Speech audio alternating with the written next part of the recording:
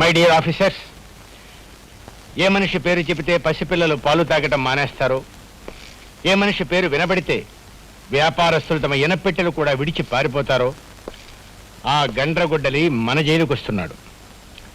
అతను 23 హత్యలు చేశాడు. అతి దారుణంగా తలలు నరికి వీధి గుమ్మాలకు వేలాడగట్టాడు. అడవిలో జంతువును వేటాడినట్టుగా వేటాడి పోలీసులు అతన్ని పట్టుకున్నారు. ఉరిశిక్ష పడింది. ప్రెసిడెంట్ దగ్గర నుంచి కన్ఫర్మేషన్ వచ్చే వరకు అతను ఈ జైల్లోనే ఉంటాడు. సార్, అంతమంది మనుషుల ప్రాణాలు తీసిన ఆ నరరూప రాక్షసుని ఉరి తీయటానికి కూడా ఇంకా ఫార్మాలిటీస్ ఏమిటి సార్? న్యాయానికి చట్టానికి చాలా తేడా ఉంది mister Gopi. You can't neglect the formalities. చూడండి, అతను తప్పించుకోకుండా చూడవలసిన బాధ్యత మనపై ఉంది. అతి ప్రమాదకరమైన ఆ మనిషిని చాలా కట్టుదిట్టాలతో మనం కాపలా కాయాలి. ఏమాత్రం పొరపాటు జరిగినా, అశ్రద్ధ జరిగినా ఇంతకాలం మన జైలుకున్న పరువు ప్రతిష్టలన్నీ మంట కలిసిపోతాయి. ఓకే?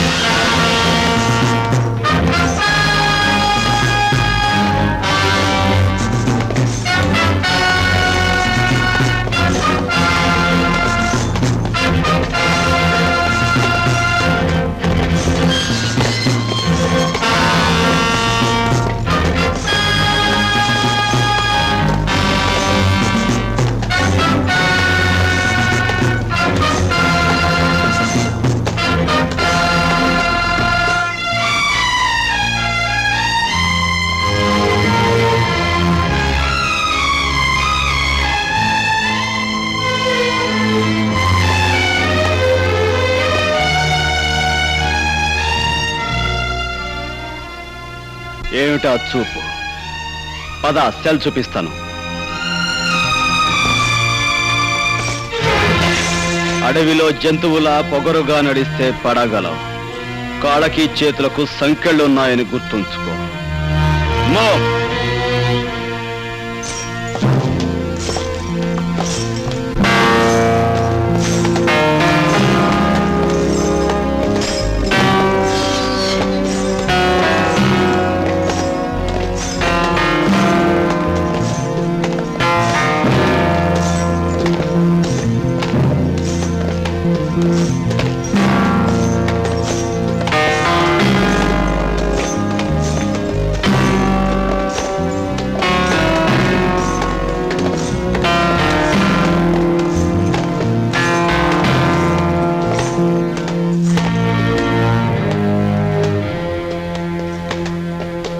కాళ్లకు సంకెళ్ళు లేని వాళ్ళు కూడా ఇలా మెల్లమెల్లగా నడుస్తూ వెనకబడితే దేశం ఇదిగో ఇలా చెరసాల్లోకి, చీకట్లోకి వెళ్ళిపోతుంది.